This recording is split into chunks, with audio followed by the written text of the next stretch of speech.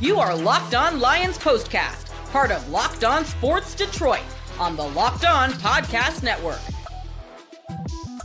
Your team every day. And here we go. Welcome into a live Locked On Lions postcast. I'm your host, Jake Rietma. You can follow me on Twitter at Jake_Rietma, formerly with 97 The Ticket, now with Locked On Sports Detroit. And that was a kick in the gut. It was a sobering reality check. It was a difficult to watch. Lots of different ways to put it down. But the Buffalo Bills come into Ford Field and defeat the Detroit Lions 48-42. Josh Allen and the offense have their way against the Lions, and more injuries. The hits keep on coming. We'll discuss that, what it means for this team, and Dan Campbell's decision to kick an onside kick with 12 minutes left in the game. That's on the program, and then we'll wrap it up with our remaining schedule and what the Lions need to do to get that first round bye. That's all coming your way next on a live Locked On Lions postcast. But before we go any further, how about a huge shout out to today's presenting sponsor, making the Locked On Lions postcast possible. That's right. It's FanDuel. You got to make every moment matter more with FanDuel right now. You can start the season with a big return on FanDuel. New customers can bet $5 and you'll get started with $150 in bonus bets if you win your first $5 bet. All you have to do is visit FanDuel.com to get started. And as always, we thank you for making the Locked On Lions postcast your first listen following the final whistle. Always love having the reaction show and breaking it down on a little bit later tonight. A little schedule conflict. Do apologize for that. But hey, you got the audio only version on Spotify and Apple Podcasts, wherever you get your podcasts, and of course on YouTube, Locked On Sports Detroit. That's why you subscribe. Locked On Sports Detroit continues to grow on the subscriptions, and we appreciate that. We've got Locked On Pistons postcasts all this week. We appreciate that as well. And it continues to be your place for all the Locked On content. As always, your comments are welcome. We appreciate that as well. And there's a lot to get in on this one because you score 42 points in a football game when you're the Detroit Lions. You feel like you should win most of those games, but not so fast, not when the Buffalo Bills come to town. And in my opinion, made quite the statement because all of our, I would say, biggest fears as Detroit Lions fans seem to come true in this game and unfortunately moving forward given the injuries. We're going to talk about what the loss of Alim McNeill means, the injury to Carlton Davis, just two major contributors that could be in serious jeopardy of playing again for the Detroit Lions. Dan Campbell said Alim McNeill's injury does not look good. He talked about that post-game, and that's just one of the more concerning components to where this Lions team is at right now, just so decimated. And I don't want that to sound like an excuse. And when we break down the X's and O's of this game, and I hope you hear me loud and clear, the injuries are not an excuse, but they are a reality of what has happened to the Detroit Lions, who are a dominant football team at full strength. And they continue to overcome adversity, and Dan Campbell and everyone else that represents that organization will not allow the injuries to be the main story and to be the takeaways in this one because they got to play better. Especially I'm watching that game at the beginning and thinking the Buffalo Bills are going to score every time they touch the ball. They're going to score 100 points. It's what it felt like based on how much success Josh Allen was having. And Josh Allen's having an MVP caliber season. You got to give him a lot of credit as much as it is, as tough as it is. But Lions start this game with a 3-and-out, and then the Bills just march down the field, 7-play, 73-yard drive for a touchdown, a punt by the Lions. Bills touchdown, 9-play drive, 78 yards. And I had that thought, that moment where this feels like the Baltimore Ravens game from last year, where you're just like, are we going to lose 50-0 right now? Wake up. And I guess to the Lions' credit, they woke up, came back with a 9-play, 70-yard drive. And when you have a game of this magnitude, all eyes in the National Football League were on this game, the game of the week. You had the CBS crew there before. This is the type of game you get up for. This is what you live for, and this is what you have worked so hard for, and Detroit Lions fans have been so desperate for. And now it's here, and this was a big stage, and unfortunately, the defense just did not come to play to the tune of giving up 48 points and countless amounts of total yards. But going to the second half, I think the missed field goal from the Bills, I mean, my goodness, it was like a 20-yard field goal that Bates missed. That gave the Lions some momentum. They tried to go down and get that field goal before half, which would have made it 21-17. Gosh, that would have given the Lions so much momentum. But unfortunately, it doesn't work out that way.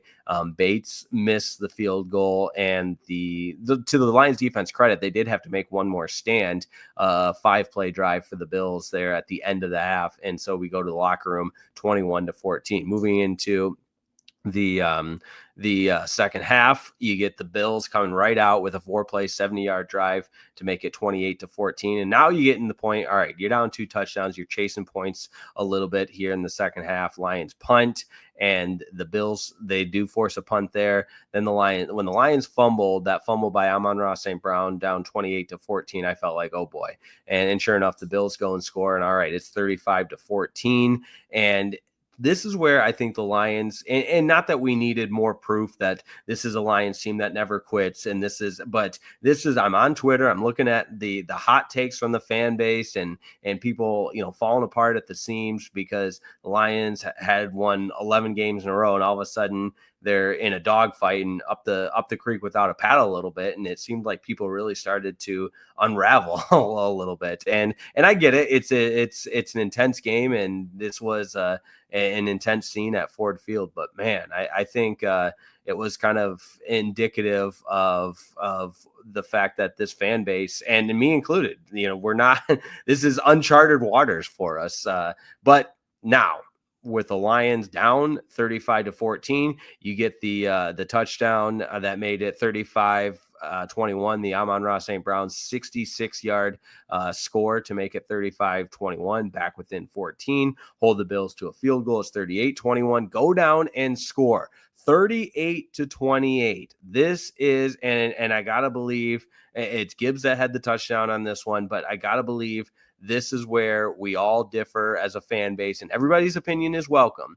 But 38-28, 12 minutes to go in the fourth quarter, and Dan Campbell elects to kick an onside kick. Now, there's no such thing as a surprise onside anymore. And I saw people talking, and well, if you could do a surprise onside, that would make a little bit more sense. But the NFL has bastardized the rules of an onside kick so much to the point of having to declare an onside kick. So the Sean Payton surprise onside kick in the Super Bowl with the Saints, those days are gone. And so I understand you were not able to stop this Buffalo Bills offense. You're not able to stop Josh Allen. You got to give your guys a chance and try and steal a possession, but we all know what happens. It was a pretty well-executed kick by Jake Bates, bounces high up into the air, and the Bills return it all the way to the 5-yard line. They score at the very next play, and Jim Nantz even said this on the call, all the momentum just sucked out of Ford Field because now all of a sudden it's a 45-28 game.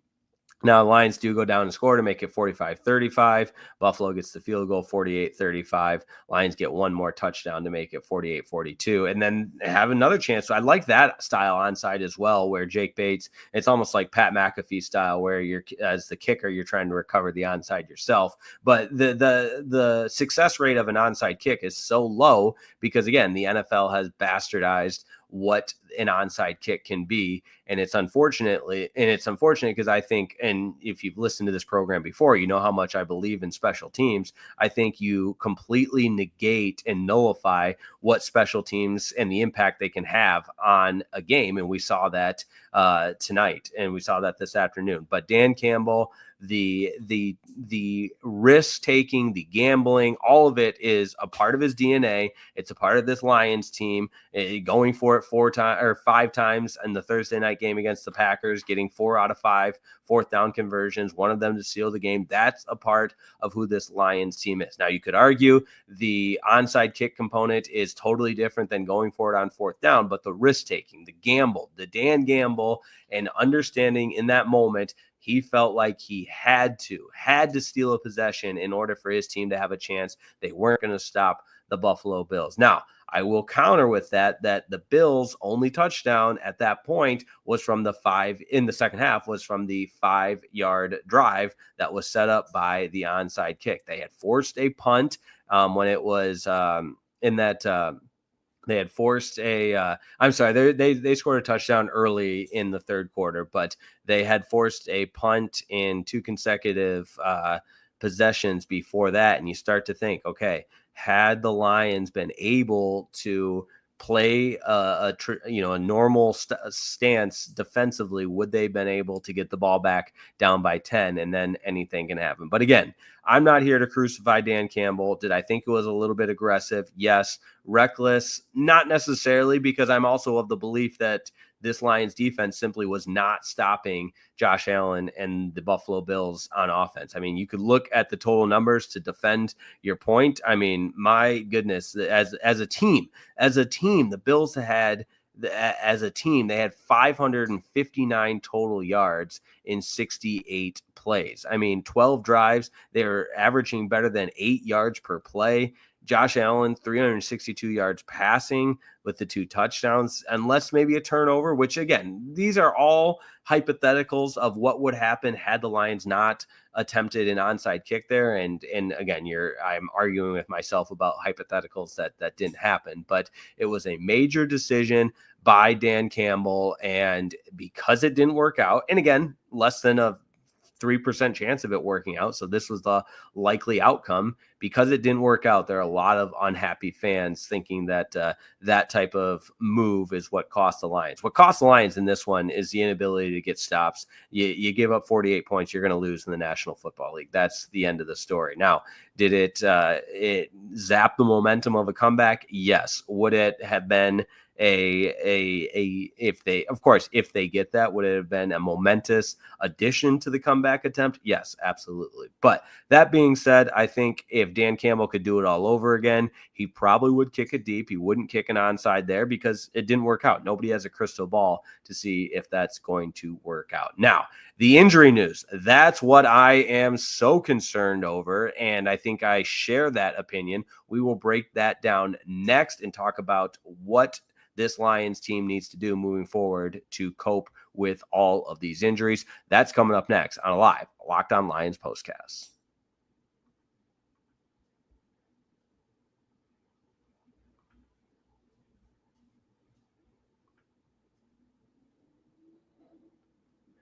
Hey, this episode of the Locked On Lions postcast is brought to you by BetterHelp. BetterHelp. Listen up and listen good. The great thing about BetterHelp is it's convenient online therapy, and it is designed to help you stay cozy during the winter months. How do you stay cozy? Maybe it's for some wrapping up in a blanket with a mug of hot chocolate or watching a movie with family. It's the best way to spend the month of December. Therapy is a great way to bring yourself some comfort that never goes away, even when the season changes. If you're thinking of starting therapy, give BetterHelp a try. It's entirely online. It's designed to be convenient, flexible, and suited to your schedule. All you have to do is fill out a brief questionnaire, get matched with a licensed therapist, and switch therapists anytime for no additional charge. Listen, I've had therapy help me out in my life in a multitude of things, and the benefits from therapy go on and on and on. Find comfort this December with BetterHelp. Visit BetterHelp.com/lockedon today to get 10% off your first month. That's BetterHelp, HELP.com/lockedon.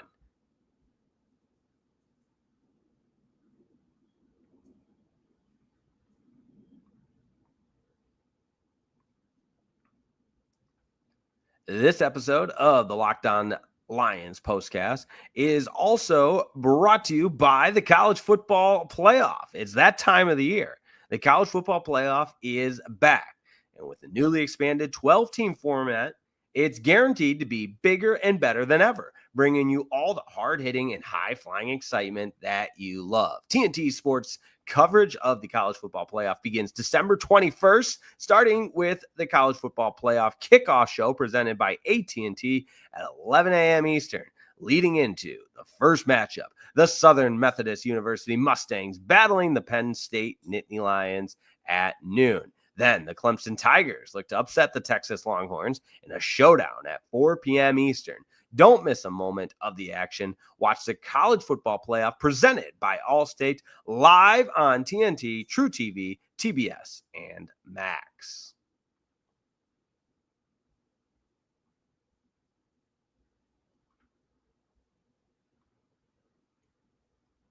All right, appreciate everybody tuning in on a live Locked On Lions postcast after Detroit falls to the Buffalo Bills 48-42, and the hits keep coming, the injuries, and it's hard not to make this the biggest takeaway. And I've seen a lot of stuff on Twitter. I've had some time to look of people sad, saying this team can't overcome anymore.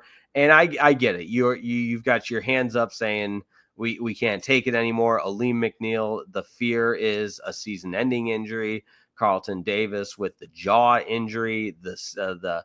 Dan Campbell was not optimistic after either of them when talking to the media. And some of that, it's dangerous immediately after the immediate post game to talk about injury implications when that's all going to be sorted out by the athletic training staff, obviously. But if the Lions can't lose Alim McNeill and Carlton Davis for that matter, that the list, and I don't know what it's at, the crazy stat they had before the game against the Packers, like 13 guys on IR, 16 total out.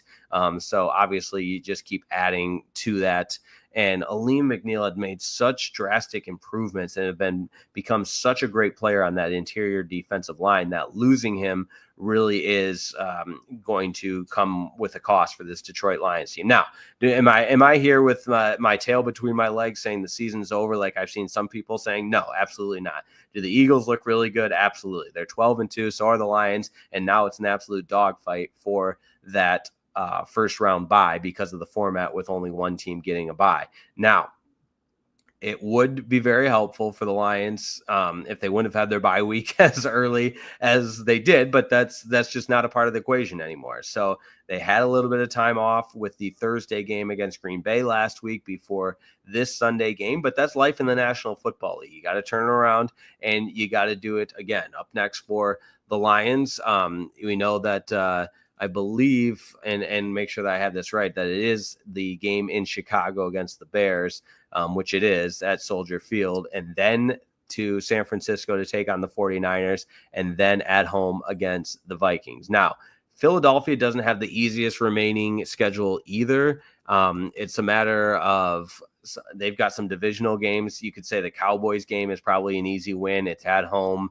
The Cowboys have been beat up, but the Cowboys have won 3 of their last 4. But next for the Eagles, they'll play the Commanders and then taking on the Giants. So if I said they have a difficult schedule, I meant they have an easy schedule. It's a very easy schedule down the stretch. Commanders might give the Eagles some problems, but the Lions, you're hoping can win out the rest of the way and maybe get some help in beating the Eagles. Otherwise, the Lions, the chances at one of these divisional teams beating the Eagles, otherwise it's going to be a tough challenge for the Lions to get that first round bye, which would certainly help with the health status of some of these guys. Now, that said, again, I'm not giving up hope. I think this Lions team can put together and rattle off and win their last 3 games, with it being against the Bears, and then closing it out against San Francisco, who is way down and might not have anything to play for even.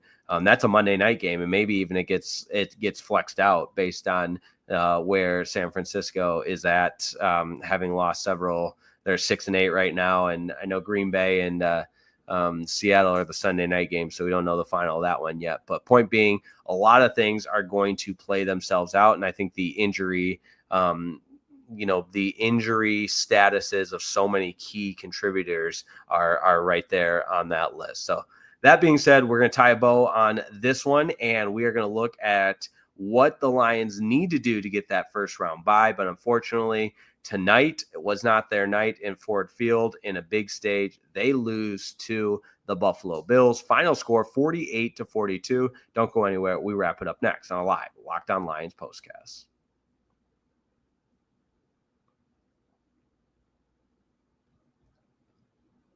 Hey, this episode of the Locked On Lions postcast is brought to you by FanDuel. That's right, America's #1 sportsbook, FanDuel. You gotta love it.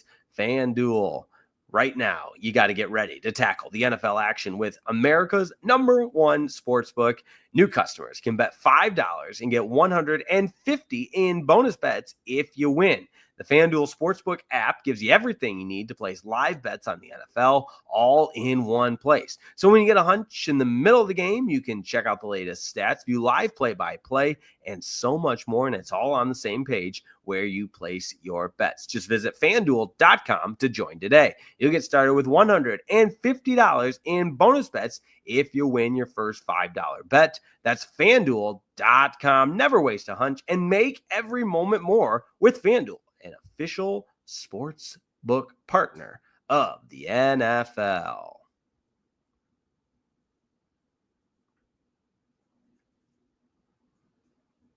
All right, final segment on this live Locked On Lions postcast. I do want to give some flowers to Jared Goff, even though it wasn't a losing effort. And really this entire Lions team scoring 42 points. That's, I think, understandably so with the injuries defensively. And I thought Aaron Glenn played a lot of man coverage, especially in those first two drives where the Bills were just gashing the Lions and adjustments needed to be made. But this is kind of what it is now. The Lions offense is going to have to score 40 points and hope to outscore them and hope to outscore the opponent, because it does not appear this defense is going to, and a lot of it's because of the injuries. Yes, absolutely. You're going to get some guys back, hopefully. But Goff today, 38 of 59, 494 yards, 5 touchdowns. I mean, my goodness, what a day. And you know, give Josh Allen credit. He has 23 of 34, 362 yards and the 2 touchdowns. Really impressive there. Now, Jahmyr Gibbs running the ball. The Lions could not really get the running game going. Just 48 yards on the ground, 15 carries, 3.2 yards. It was all through the air. What a game for Amon-Ra St. Brown, 193 yards with the touchdown on that 66-yard touchdown, the second longest of his career. Sam Laporta had 111 yards receiving. Jahmyr Gibbs had 83 yards receiving and a touchdown. J-Mo got in it on the action with a touchdown. Tim Patrick had another touchdown. What an addition he's been. You got to love to see that. But this Lions offense, and they know it. And I think if you ask Jared Goff and the rest of that Lions offense, they would say this is what we want. We want to have the ball in our court. We want it to be up to us, and we want to continue to be the strength of this team. And if and when the Lions start to get guys back defensively, you hope that they can get up to speed, and there's nobody else you trust more than Aaron Glenn to get them up to speed. And so you pick a name out of a hat of a guy you're waiting to see back for this Detroit Lions defense, because there are so many of them. And I don't think this should be a panic loss. Now, was it, like I said in the open, was it a chilling reality check? And, you know, was there some harsh vibe checks, if you will? Yes, absolutely. Of this defense doesn't have anybody left. And my goodness, the hits are going to keep coming. Yes, that's a part of it, though. That is life in the National Football League. And I don't want to say that too many times because I'm going to sound like a broken record, but I don't think you'd want to have a team full of guys that made excuses for the injuries. And I don't get that from this Detroit Lions team at all. Now, that being said, turn the page, bounce back. Very winnable game against a bad Chicago Bears team, albeit on the road. Jared Goff has struggled in his career at Soldier Field, but a get-right game. And get-right gets negative connotation. I'm not downplaying the Chicago Bears, but I am saying the Lions are a superiorly talented team compared to the Chicago Bears, so they should go out and take care of business. And the same with the San Francisco 49ers. And then we see where the chips fall in that final week with something to play for a first round bye. Because if the Lions and Eagles finish with the same record, the Lions would have the tiebreaker for that first round bye. But would love to get some help from our friends in the NFC East there, the Dallas Cowboys. And I can't even say that with a straight face, but with the Eagles playing the Commanders, Cowboys, and Giants for their final 3 games, it would be nice if one of them could knock off the Philadelphia Eagles. But that being said, appreciate everybody tuning in to the Locked On Lions postcast. It's always a pleasure to be on the air with you. Don't forget, subscribe to Locked On Sports Detroit. drop a like in today's video. It would greatly help us out, and we would certainly appreciate it. And as always, feel free to follow me on Twitter at Jake_Riepma. Happy to interact. Always enjoy the engagement as well. Thanks so much. Appreciate you tuning in. Lions fall to the Bills. Final score 48-42. Detroit moving to 12-2 on the season, 6-2 at home. And up next, the Chicago Bears next Sunday on the road at Soldier Field. And make sure you tune in to the Locked On Pistons leading up to that, and the Locked On Pistons postcast, and of course the Locked On Lions daily show with Matt Derry. Have a wonderful evening, and we'll talk to you next time on Locked On Sports Detroit.